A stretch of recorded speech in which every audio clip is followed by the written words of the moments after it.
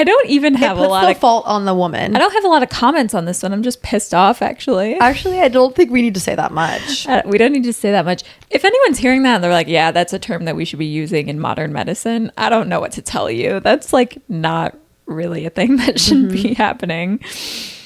Yeah. Okay. You're listening to The Pelvic Freak Show with your hosts, Amanda Neary and Hannah Meyer.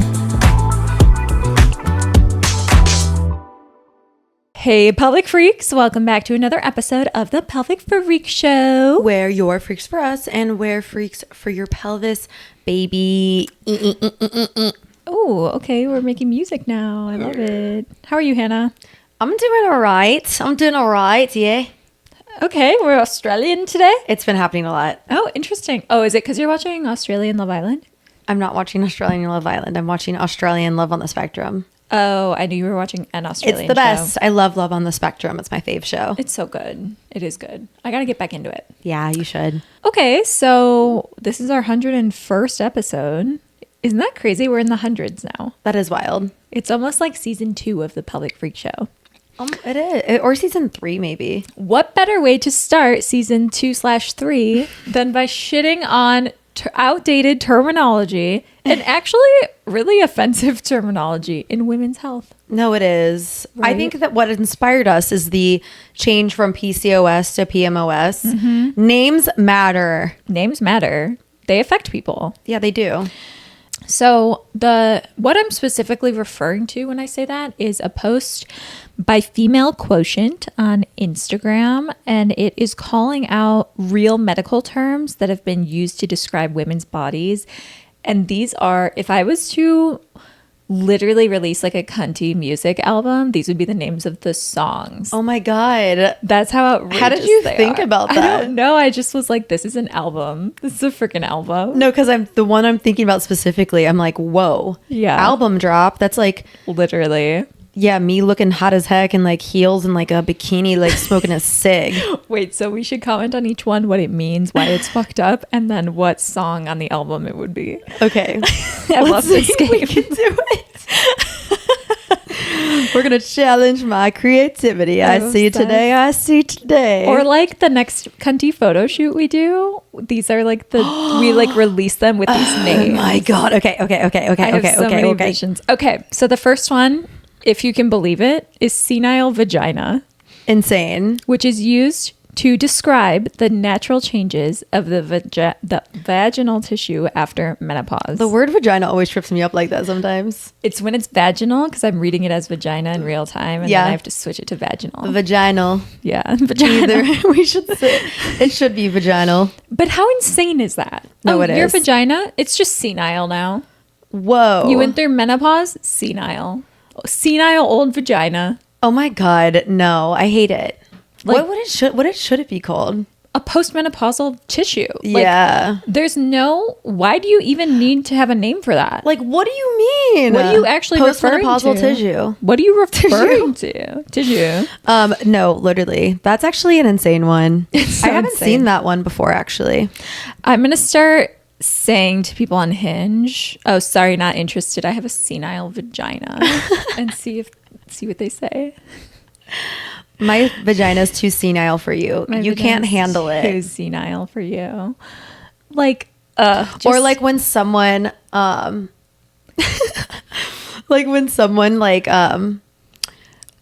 just like hooks up with a guy because she's ovulating and doesn't really like him. It's like, sorry, I was going senile vagina there. oh my God. Yeah. No, literally. I'm like, I had senile vagina that day. Don't judge me. if they're literally going to use these in the medical community, I'm going to turn it right back on them and start making them cool. Like, that's crazy. Senile vagina. People don't realize how much language matters. Like, if someone looked you in the eye and said you have a senile vagina, there's no way you can interpret that positively because they're associating a negative word with it. I'm going to look up the word senile. Sure. Get the true definition of senile. Is an adjective describing physical or mental deterioration, such as severe memory loss or confusion associated with advancing age. Oh, yeah. My vagina is just confused because I went through menopause now and I'm too old to have good sex. Disgusting. Disgusting. Anyway, first song on the album. Senile Vagina. All right, do you want to read Isn't that good? Yeah, it's really good. It's really good. I think that's the one that made me think of it. Dude. Yeah. Good idea. If someone steals this, I'm coming for you. Amanda's the brains here. Do you want to do the next one? Yeah. Okay. The next one is the one that I was thinking of immediately. Incompetent cervix. Okay. This is a term used to describe cervical insufficiency. I see this one all the time. Mm-hmm. Is this a condition in which the cervix opens too early during pregnancy? Incompetent cervix. So your cervix is incompetent and insufficient, actually. Insane. I can think of a couple other things that are more incompetent than my cervix. Incompetent is my issue with this is like, think about the word erectile dysfunction. They're just saying there is dysfunction with erection. That's describing what's happening. Mm-hmm. Incompetent is an adjective describing one's knowledge. Like your cervix is actually incompetent. It doesn't know what to do. Your woman's body doesn't know what to do. It's incompetent. Since we're here, ladies and gentlemen, and my non-binary friends, incompetent describes someone who lacks knowledge, skill, or ability required to do a job or task adequately. All right, I named you to name 3 people or things that are actually incompetent. Right now? A rock. Okay, name a person that's incompetent. Can I do that in good conscience? No, okay, we don't want to be mean today. Okay. Well, the person I'm thinking of isn't like a celebrity, so I can't. I was thinking of like Donald Trump. Oh, that's such a good famous example. It's crazy that I didn't think of that. And in fact, maybe every U.S. president that's ever been in office. Describe one of those men as incompetent, not my fucking cervix. Are you kidding me? Are you actually joking? Incompetent cervix, incompetent president, incompetent government, incompetent fucking cabinet. I knew I was going to trigger her off on that one. Just I got to say one thing.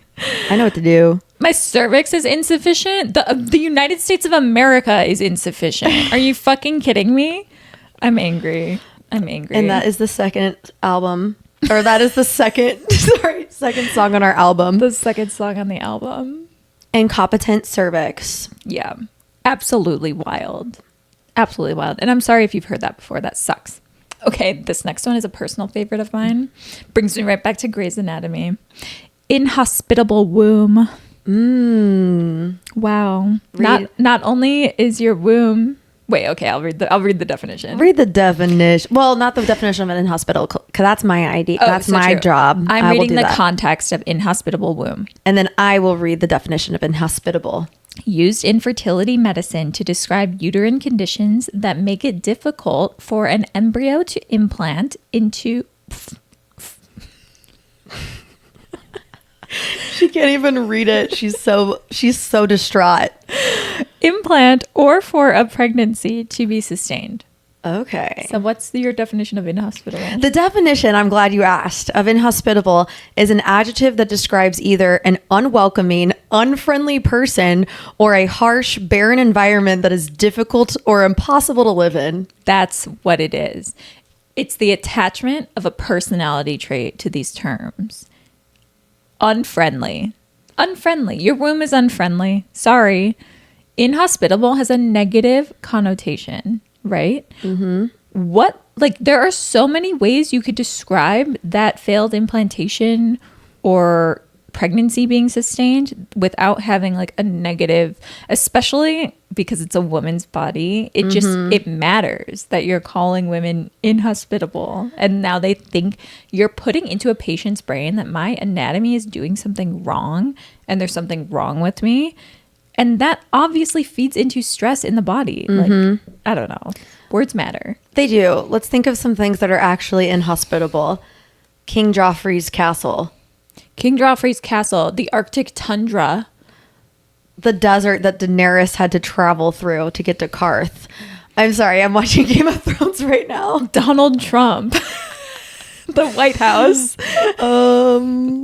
Let me think. I'm almost there. And I lost it. Yeah, it's okay. We had some good ones there. Okay, cool. Oh my God. Yeah. King Joffrey's castle was really good. Thank you. Yeah, that's actually perfect. Unfriendly. Not, yeah, it is. Yeah. Okay. Okay, my next one. Next one. Geriatric primigravida. The term, oh, sorry. I liked when you went into it. Okay. This means the term for a pregnancy at age 35 or older. We've all heard of a geriatric pregnancy before. Mm-hmm. Okay, what's geriatric? So oh, you want the actual definition? Right. Yeah, we were doing that, right? Yeah, I think it works well. Yeah, I think it does. Okay, geriatric. You want the definition? Sure. Okay. Old, right? It refers to the branch of medicine specifically focused on the healthcare and well-being of older adults. It primarily addresses the prevention and treatment of diseases, physical, blah, blah, blah, blah, blah. Okay, that was enough. What age is considered geriatric? I love that. Okay, so I just Googled what age is considered geriatric. There is no single strictly defined geriatric age as we know, but chronologically, the medical specialty, sometimes you got to give it a little pizzazz, typically focuses on adults 65 and older. Yeah. Yeah. Why do we have an issue with this, right? Because it's not the purpose of calling a pregnancy geriatric in the medical field is so that different precautions are taken for what is considered like a non-ideal birthing age range based on biology. Calling someone geriatric in terms of pregnancy does more for their mental. We know because we've seen it. Maybe we don't have enough research on it yet, but we know that a patient's mindset factors into their pregnancy, their fertility, their outcomes, everything in healthcare. So you're going to tell a patient that's coming in 35 years old that you're geriatric, so just be aware this might not work out. This might be a lot harder. You might have complications. And that patient is automatically thinking the worst about You're more likely to go to a C-section. You're more Yes. likely to have, all types of things. every single thing. It's already in the back of their head. And maybe that person would have been completely fine and stress-free, which isn't nothing. Even if like the bottle, like the actual anatomy functions the same. Having that stress throughout 9 months of pregnancy, being worried about your age while pregnant, that could have been avoided. Yeah. We don't need to be using those terms. Yeah. Put it in your documentation. If you need to like bill for a certain medication, you don't need to like tell the patient that. Yeah, and we're don't not know. saying not to explain risk to a patient. Right. Like you can 100% meet them where, like tell them where they're at right now. But more and more doctors are calling this a mature pregnancy, which I do think is better For sure. versus a geriatric pregnancy because it just doesn't make sense anymore. No, We're evolving. we're evolving. And especially now because more and more people are having babies later in life. Yes. Especially with, the world as it is and like people can't afford to have children right now and whatever it is. And fertility medicine is advancing. Yeah, exactly. So it really like, is that even accurate? Yeah, it's not even always like a negative thing. Right. Yeah. People are having kids. They're having babies and plenty of patients that have kids over the age of 35. Yeah, I think the issue with it is that all of these terms before these very common things that happen in women's bodies are all negative, right? People think geriatric, I have problems. Yeah, that's true. That's true. This comes with problems. Yeah. So mature, I like much more. Yeah. For that you have a reason. mature pregnancy. These are the conditions that are Right. typically associated with a mature pregnancy. Yeah. Yeah. It's the connotation of the word. Yeah. Yeah. There's a point to the connotation. All right. Yeah, baby. I said that. All right. Next one. Good song title again. Okay. Cheer. Yeah. A personal favorite of mine, failure to progress. Often used in labor notes when labor is not advancing as expected. You want to come up with the definition of failure for us? Yes, I will. I will define failure for you. Failure is broadly defined as the lack of success, a falling short of expectations, or the cessation of proper functioning.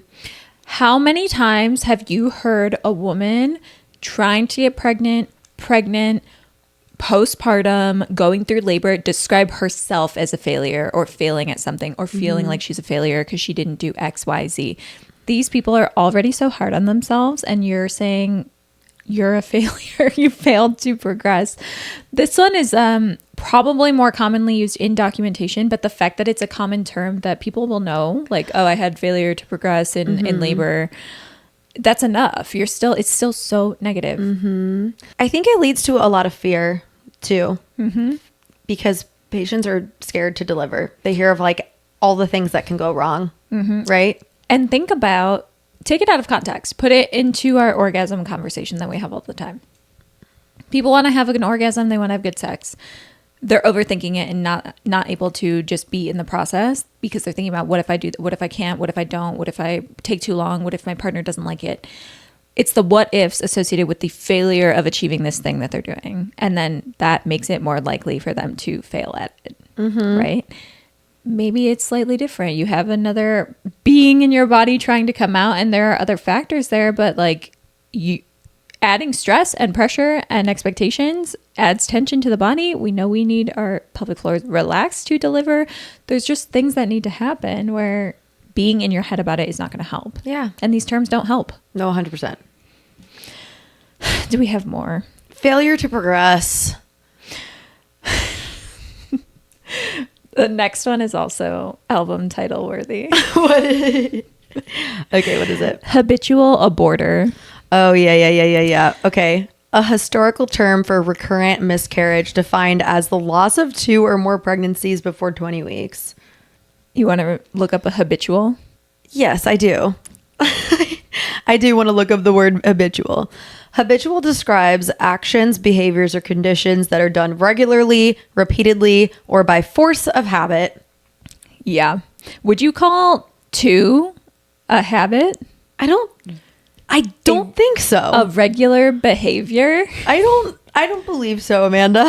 I just think I don't even have a lot of fault on the woman. I don't have a lot of comments on this one. I'm just pissed off, actually. Actually, I don't think we need to say that much. We don't need to say that much. If anyone's hearing that and they're like, yeah, that's a term that we should be using in modern medicine, I don't know what to tell you. That's like not really a thing that should be happening. Yeah. Okay. What were they doing back then? I don't know. Habitual aborter is crazy. And I'm not even going to get into the abortion side of it because I am a pro-abortion human being. And I know that there are so many opinions on this, but abortion is healthcare. But we also know, because of the controversy around the term abortion, if you throw that into a diagnosis, there's already conflicting feelings around it. Yeah. Because of the term. I never really hear this term. But the fact that it did exist is crazy. But it's more likely called recurrent pregnancy loss, recurrent miscarriage. Yes. I would say we do hear that more often. Yes. I don't think I've heard this in like my referrals. Sometimes rage needs to be fueled. Rage needs to be fueled. And honestly, the context of like where women's health has progressed from is important too. Because the fact is like men's health was never given these insane terms. The next one I actually have heard. Yeah. I'll tell you right now. You want to hear it? Yep. Lazy uterus. Lazy uterus, a term to describe uterine atony, a serious postpartum complication in which the uterus does not contract properly after childbirth. Lazy describes someone who is disinclined to work, avoidant of physical or mental effort, or generally sluggish in their movements and behavior. Yeah. I mean, it's the same story term after term. You're attaching it to this basically personality trait to a body part that has a thing going on. And it's conflating it all. It's making it seem dramatic. It's making the body seem dramatic, like it doesn't want to do these things. And you just know that trickles down the chain of like the actual care people are going to receive with some of these terms being used. Yeah. Lazy's crazy. It's not like a word I would think to use as a medical term. No. Aside from lazy eye. Oh, lazy eye. That's like... But that makes sense. That's like actually lazy. But no, is it? I don't know. Because it's just her muscles, girl. Yeah. I don't have a lazy Droopy eye. Saggy eye. The thing about that I'm okay with is it's gender inclusive. I think I struggle because men's health doesn't have these like terms. Like this could be called uterine dysfunction, just like erectile dysfunction. It's functioning not properly. It's not lazy. Your penis isn't erectile laziness is what that could be called. I have a lazy uterus. I have a lazy penis. It doesn't get hard. Yeah, it's weird, It's right? literally so weird to me. It's only women's bodies that they're policing. Actually, that's not weird. That makes perfect sense. Sip your Diet Coke. Thank you, I will. Okay, anyway, Lazy Uterus, last song on the album. It does start with language. It fully matters. And I'll just read the caption of the Female Quotient post who posted this. They said, "These are real medical terms that have been used to describe women's bodies. When it comes to women's health, words aren't just words. Language shapes perception, influences decision-making, and can impact how women experience healthcare. Some of this terminology reflects assumptions about women's bodies that have persisted for decades, even as medicine has evolved." We didn't even read that caption before this episode, and that's exactly what we were talking about. It doesn't even, no, we didn't. I love the assumptions part. Yes. Some of this terminology reflects assumptions about women's bodies. Period. This is what happens when we don't like challenge things. Yeah. It's so easy to just like accept things for how they are. It's not for us, but it has been. It has been in the past. It has been, eh? Yeah. It has been in the past, eh?